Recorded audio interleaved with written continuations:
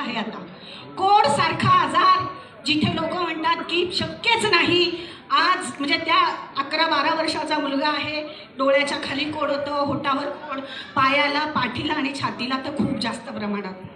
आज जर तुम्ही खरंच त्या मुलाला बघितलं ना तर तुम्हाला कुठे शोधून पण एखादा डाग सापडायचा नाही. इतका सुंदर रिझल्ट, खूप जबरदस्त.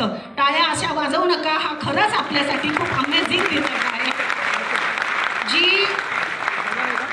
जी माय माऊली आपल्या मुलांसाठी खरंच असे त्रास असल्यावर खूप परेशान होते, पण ज्या वेळेला आपण रियाजचं आपलं प्रॉडक्ट त्यांना देतो, चांगल्या भावनेतनं देतो.